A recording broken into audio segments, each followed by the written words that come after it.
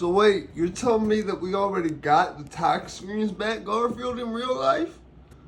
Damn, okay, that means they contain fentanyl and cocaine, Garfield, in real life. Oh, but it's not confirmed. Oh, okay, I might have to do that video then on the cocaine and fentanyl epidemic, on the crack fentanyl epidemic then. All right, thanks, Garfield, in real life. Thanks, OG Toad. Okay, so I'm here. I'm back. Okay, he's back. He's out of jail. Okay, listen. So I told y'all if I wouldn't be surprised, and I don't even know Kevin Samuel's channel at all. Like I said, I wouldn't have thought this for a second at all if I had not seen countless people who I have much respect for in this YouTube space saying, look, this man was licked out on crack, y'all. This man was licked out. He was a lick. He was on crack. I wouldn't have said that if it wasn't for multiple people who was much more familiar with his channel and him than I was saying this shit that I have some level of respect for. Shout out Sly and all them motherfuckers. Like I said. So, I have been wanting to do this video for a minute and purposefully waited till at least there was a consensus of, even if they're not confirmed or validated or whatever, because I'm only seeing a few people talk about this, that the tax screens, I was waiting for them to come back. You feel me? And I see 3 people I'm unfamiliar with, but all saying the same thing. It contained, well, 2 or 3 people. I didn't really take a good look if it was 3 different sources, but it's 3 different videos and at least 2 different sources. And they said they came back crack and fentanyl. This does not surprise me, honestly. I don't know what exactly it is. They found something that makes that more deadly than cutting fentanyl with heroin or cutting fentanyl with anything that's less than fentanyl. Because let me be serious. There's shit that's worse than fentanyl that you give someone just that, they're dead. That's what happened to my little brother Lane. You feel me? Carfentanil is one of those things. It's like the shit that killed Prince, the UW44000. That's the same type of shit, where it's some shit not meant for humans, bro. You look on that K2, it says not for human consumption. Okay, that's not just there for like a throwaway. Yeah, it is, but it's not as well. If you notice on every batch of K2, I've noticed this since before Prince died. It said one of the shits it would never contain was UW44000. Meaning, like, before Prince died, they knew that shit was some real bad shit. And they didn't want that. And even in gray market goods, they didn't want that shit. So, I wonder, knowing a few people who are on crack right now. See, it was always like this, right? Crack, my biggest fear when someone around me got on crack was they're going to try to steal shit out my crib. Then they going to ask me for a blast and then leave with the shit they just took out my crib right after they helped me look for it. That was always the biggest fear, was like the drug would change them. That was really the only fear I had. So if the drug didn't change them, which I had seen happen as many times as it had, meaning that there's quite a few people I've known who smoked crack their whole life and they was still the same person they was when they fucking started. You feel me? Crack's the only drug I personally don't have much experience with, because I smoked it one time. Did not like that shit. I did not like that shit. I don't know if it's because I've been on speed since I was 5 or what it was. But I didn't like that shit, because it was like the moment I got to the point I could use it in a way that would benefit me to help me make money or whatever, that shit went away. And I was like, this is stupid.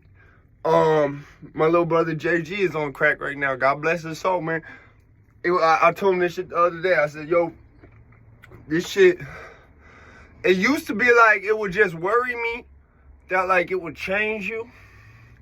It never worried me that it would kill you.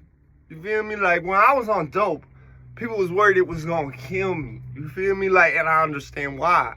And the thing about dope is 85% of the dope on the street, bro, is cut with fentanyl. It's a known fact. That's the last time I used dope. Those were the stats. And that was back That was 2017, 2018. That was a long fucking time ago. Things have changed a lot since then, you feel me? So, I don't know if it's because, see, my theory what it is, you're smoking something. It's hitting you faster. Okay, I'm not sure what effects cocaine has on your lungs. I know when you sniff cocaine, though, that shit can kick back into your lungs. Other than that, I'm not sure what specific, but I do know opioids and opiates are lung suppressant. They will suppress your lung function. It is a known fact. Part of the reason Suboxone can be helpful in helping people quit cigarettes as a side effect is because of that. And because of the fact it's an opioid, not an opiate, they work sort of opposite. Meaning like an opiate puts you like this. Heroin's an opiate. It puts you like this. I feel like fentanyl is an opiate, but it binds to whatever is biggest around. I think it's actually an opioid, fentanyl. I'm not sure. I have to do my research on that. But I know it's one or the other. But I think it will bind to whatever is more dominant than it. I think that's why if it was an opioid, cutting it with heroin made sense. Because it's going to bind to the heroin as if it was more of an opiate than an opioid. You feel me? So I feel like with crack, and I remember when they had the heroin e-pills out. Okay, they had these 10... Usually they were 10 e-pills. I got them in a quad stack one time. It was a bad time. I don't... like, put it like this. Shortly after that, I stopped seeing them. I still don't know if I've seen one since. You feel me? Because, like, you would get to a part where that shit would peak. And because Molly, like, you roll harder when your breathing's constricted. E-pills is the same thing. It's just cut. You roll harder when your breathing is constricted. So, I feel like because of that, your breathing would get constricted when it would peak. And that was sort of what happened with me. I really thought I was going to pass out or die. And I was very thankful neither of the two happened. But, yeah, like I said, I really feel like they're doing something with the crack because they know there's an interaction that happens. See, for example, speedballing, right? I'm basically prescribed a version of a speedball. You feel me? Like, I'm giving Suboxone and I'm giving Adderall and Vyvanse. Not Adderall, dextroamphetamine. Instant release Vyvanse, essentially. So, except Vyvanse is less dextroamphetamine. There's a little extra compound in Vyvanse. It's done in a safe way, though, under a doctor's supervision. You know what I'm saying? I'm not just going off the street getting this shit. Crack can't be prescribed. The doctor can't go, here, I'm going to prescribe you crack. You feel what I'm saying? A doctor could be like, I'm going to prescribe you fentanyl. That's where this whole shit really started at, was the patches, smoking the gel off the patches. And they put the shit on the tinfoil with the little straw, called Chasing the Dragon. You feel me? Like, but it was a thing that... Like, it was very niche. Like, only certain people did that shit. And that was until, like, it started becoming a big problem. You feel me? And I never thought of, put it like this, I never thought of the crack with the fentanyl being a big problem, too. Till I started seeing how many people have been fucked up by this shit. And I just told my little brother, I said, yo, it really used to be like, I really only had to worry about, was that shit gonna change you? You know? Now it's like I have to worry about, is that shit gonna kill you? And that was never a thought I had to have. So, I mean, like I said, I find it very peculiar that that's how Kevin Samuels went out when I'd already been having thoughts about why are they doing this. When they've been being seized and whatnot. It was almost like I said with the Blue Lives Matter, Black Lives Matter shit that was going on years ago. It was like someone was trying to gauge a room with this shit, right? They was trying to figure out what is going to have the desired effect. That's how it looked to me. It looked sort of similar, where instead of you're gauging a room to see who's going to respond to something, you're gauging a room to see what this is. If you put this in the room, what's going to happen.